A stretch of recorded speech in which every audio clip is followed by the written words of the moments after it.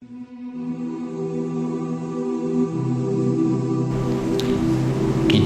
wajib beriktikad Allah itu dalam bahasa Arab dikatakan laisa bijismin musawwar, artinya Allah itu tidak berjisim. Makna jisim sesuatu yang tersusun daripada beberapa unsur. Umpamanya kita ini ada unsur yang asal daripada 4: air, api, angin, dan tanah.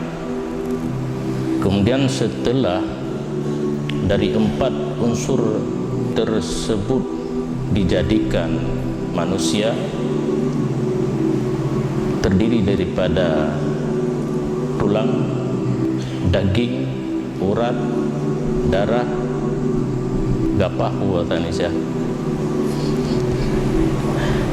gapah buatan Indonesia, ya, lemak, lemak baby itu lemak.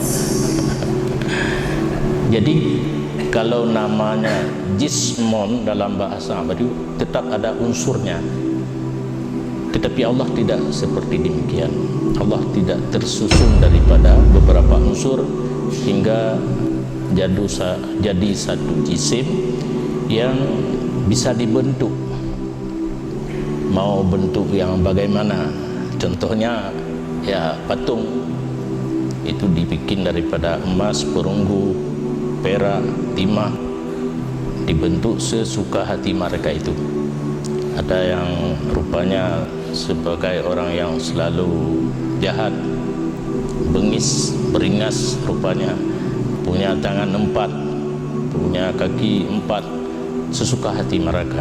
Mereka bisa dibentuk. Allah tidak seperti demikian. Laisa bijismin musawwar. Allah itu bukan jisim, bukan satu bentuk yang bisa dirubah-rubah rupa dan terdiri daripada beberapa unsur.